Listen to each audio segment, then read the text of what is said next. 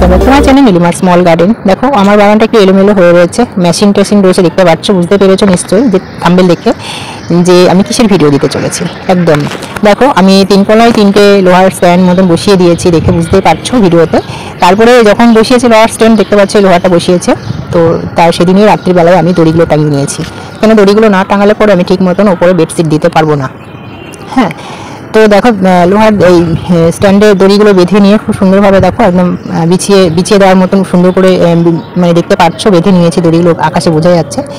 তো এরপরে চলো আমি পরের দিনকার, হ্যাঁ, যে রাত্রে তো দড়িগুলো বেঁধে নিয়েছি, তারপরের দিন সকালবেলা তখন কটা বাজে, 9:45টার দিকে আমি ছাদে উঠেছি। 9:45টার দিকে ছাদে উঠে দেখো আমার অবস্থা, দেখো চুলমুল এলোমেলো হয়েছে এই অবস্থায়। হ্যাঁ, তো আমি পুরো ভিজে গেছি, ওই সকাল 9টার দিকেই এত গরম, পুরো ভিজে গেছি, ভিজে পুরো স্নান হয়ে গেছে আমি।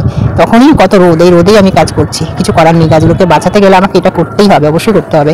এতদিন আমি দুবেলা স্নান করিয়ে তারপরে মাটিতে মালচিং করে, হ্যাঁ, জল দিয়ে কোনো রকমে বাঁচিয়ে রেখেছি। কিন্তু এই ভিডিওতে আর একটা জিনিস দেখাবো, একটা গাছ পুরো অন্যরকম পর্যায়ে চলে গেছে। গাছ সুস্থ আছে অথচ পাতাগুলো সাদা হয়ে গেছে। কবে হয়েছে সেটা বলছি। সেটি হয়েছে যেদিন হচ্ছে 46 ডিগ্রি, হ্যাঁ, যেদিন 46 ডিগ্রি গরম পড়েছিল, মানে অতিরিক্ত তাপ, সেই আগুনের দলা পড়ছে এমন একটা গরম পড়েছিল।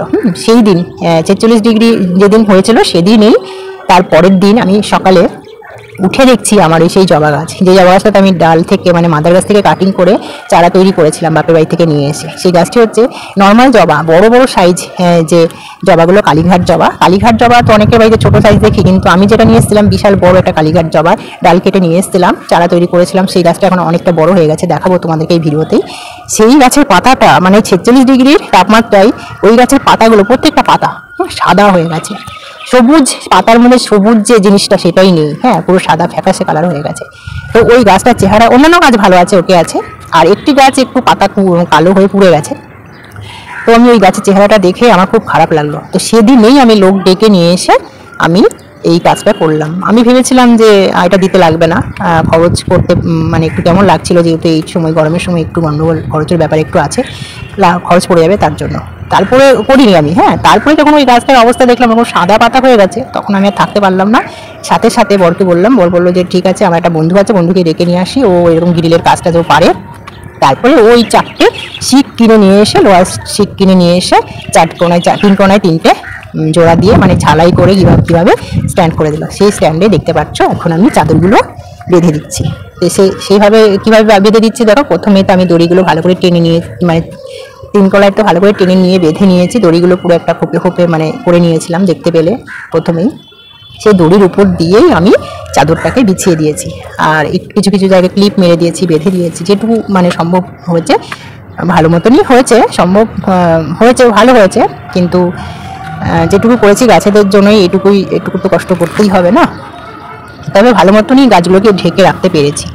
তারপর এটা করার পরে তখন ভাবলাম এটা যদি আগে করতাম তাহলে খুব ভালো হতো, হ্যাঁ। তো অত্যন্ত আমার এই জবা গাছটা তো এরকম হতো না। তো এতদিন করিনি যেহেতু গাছগুলোতে কিছু হয়নি, সেরকম একটা ক্ষতি হয়নি, চলে গেছে, যেহেতু 2বার স্নান করানোর পরে, 2বার জল দেওয়ার পরে, 2বার আর যত্ন নেওয়ার পরেও, তারপরেও এই 46 ডিগ্রি তাপমাত্রায় গাছটাকে একদম নষ্ট করে দিল। তার সেই একটা আতঙ্ক থেকে আমি আবার ভাবলাম না, এরপরে যদি আবার গরম বেড়ে যদি আবার এরকম ধরনের অন্য গাছে হয় তাহলে তো মুশকিল না। তার জন্য আবার বাধ্য হয়ে আমি চাদরগুলো দেখো পুরো গাছকে ঢেকে দিয়েছি। গাছ আর চাদর অনেকটা মানে আলাদা রয়েছে, মানে গাছগুলোর ওপরে অনেকটা গ্যাপ আছে চাদরগুলো। তো আশা করি এই গাছগুলো এবার ভালো থাকবে, উপরের যে কড়া যে সূর্যের তাপটা সেটা গাছে পাবে না। হ্যাঁ, তো দেখো একে একে প্রত্যেকটা গাছ আমি এই চাদরের তলায় নিয়ে আসছি, যেগুলো সব জায়গায় তো চাদর দিয়ে ঢেকে রাখা যাবে না, যেহেতু আমার ছাদ তো ছাদের মতো না, আমার ছাদ একটু অন্যরকম, তার জন্য। তো আমি ছোট ছোট যে গাছগুলো হাতের কাছে আছে, যেগুলো চাদর ছাড়া আছে আপাতত, সেইগুলো আমি এখন দেখো এই চাদরের মধ্যেই নিয়ে আসছি। হ্যাঁ, তো দেখো আমার গাছেদের একটা ঘর করে নিয়েছি, এই ঘরের মধ্যে আমি প্রত্যেকটা গাছ এখন নিয়ে আসছি, নিয়ে এসে পুরো এক জায়গায় রাখছি গাছগুলোকে দলবদ্ধভাবে। তো এইসব গাছগুলোকে এখন দলবদ্ধভাবে রাখলে কিন্তু একদিকে ভালো। এখন আমি পুরো স্নান করে নিয়েছি, পুরো মাথা চুলটা পুরো ভিজে গেছে, আর আরও গরম লাগছে বেশি। তো দেখো ঘর একদম তৈরি হয়ে গেছে, আবার গাছেদের ঘর তৈরি হয়ে গেছে, দেখতে পাচ্ছ। খুব একটা ভালো হয়নি, আবার খুব একটা ভালো হয়েছে, এরকম একটা ব্যাপার, মানে মোটামুটি চলে যাবে আমার গাছগুলো ঠিকঠাক। হ্যাঁ, তো দেখো পুরো গাছগুলোকেও দেখিয়ে দিচ্ছি। গাছগুলো দেখো এত গরমের মধ্যেও কিন্তু আমার গাছের পাতা একদম সতেজ ও একদম সুন্দর আছে। কিন্তু এই যে পাতাটা দেখাচ্ছি তোমাদেরকে যে হাত দিয়ে, দেখো এই যে পাতাটা, এই পাতাটা পুরো অন্যদিন ভালো ছিল, এই ৪৬ ডিগ্রি তাপমাত্রাতে আমার গাছের পাতার দেখো পুরো বিবর্ণ হয়ে গেছে। আর এই গাছের এই জবা গাছের পাতাটা ভীষণ পাতলা, আরও সুবিধা হয়েছে, আরও কড়া রোদটা পড়েছে, তাপটা পড়েছে এর জন্য। আর এমনি অন্যান্য গাছগুলো দেখো কিন্তু একদম ওকে ভালো আছে, আর অন্যান্য গাছগুলো ভালো আছে, আর এই জবা গাছটাও ভালো ছিল, সেজন্য আমি এত কিছু ভাবিনি, ঢেকে ঢুকে দেওয়ার কথা ভাবিনি। তো এটা হয়ে যাওয়ার পরে যেন আরোই একটা ভাবতে হলো।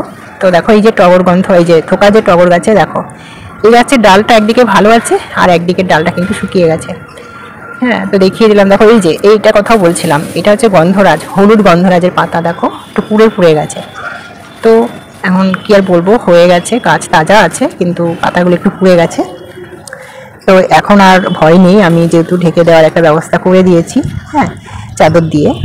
তো এখন এই চাদরগুলো, এই যে ঘর বানিয়ে দিলাম চাদরের, সন্ধ্যাবেলায় কিন্তু আমি আবার খুলে ফেলবো। এই কারণে যে সন্ধ্যাবেলায় আমরা একটু ছাদে বসি, আর চাদর দিয়ে ঘেরা থাকলে তো আর সে বসতে পারবো না, বসলেও সে হাওয়াটা পাবো না আমরা। তো সন্ধ্যাবেলায় খুলে দেবো, আবার যখন আমি রাত্রে নিচে নেমে যাব, রাত্রেবেলায় তো ছাদে আসি, আবার যখন নেমে যাবো তখন চাদরগুলো আবার দিয়ে যাবো, যাতে সকালবেলাতেও চাদরগুলো আবার ঢেকে দিয়ে দেবো। এরকম করতে হবে প্রতিদিন আমাকে, এটাই আমার একটা কষ্ট যে প্রতিদিন অদল বদল করতে হবে, একবার দেবো আবার একবার খুলবো, এরকম একটা ব্যাপার হবে। তো দেখো প্রতিটা গাছ আমি ধরে ধরে দেখাচ্ছি, সব গাছে কিন্তু একদম সুন্দর আছে, সবুজ আছে। শুধু দেখো এই যে জবা গাছটা দেখতে পাচ্ছ, এই জবা গাছটাতে না একটু কমজোরি হয়ে গেছে, কারণ এই ধুতরা গাছ হয়েছে, পাশে কোথা থেকে বীজ পড়ে ধুতরা গাছ হয়েছে, জবা গাছটা একটু কমজোরি হয়ে যাচ্ছে, এটাকে আলাদা করে বসাবো। আর দেখো এই যে পুরো ঘুরে দেখাচ্ছি, দেখো গাছগুলোকে, হ্যাঁ, খুব সুন্দরভাবে এক জায়গায় করে রেখেছি, পুরো দলবদ্ধভাবে রাখলে কি গাছের সাথে থাকলে খুব ভালো হয়। হ্যাঁ, আর দেখো উপরে আকাশটা দেখো, পুরো চাদরের পুরো এক সাইডে ছায়াটা কিন্তু গাছগুলো পাচ্ছে, রোদ পাচ্ছে না, হাওয়াও পাচ্ছে, সবাই পাচ্ছে। তো এখন আমার ছাদের এই অবস্থা, গাছগুলো বাঁচানোর জন্য কত কি করছি।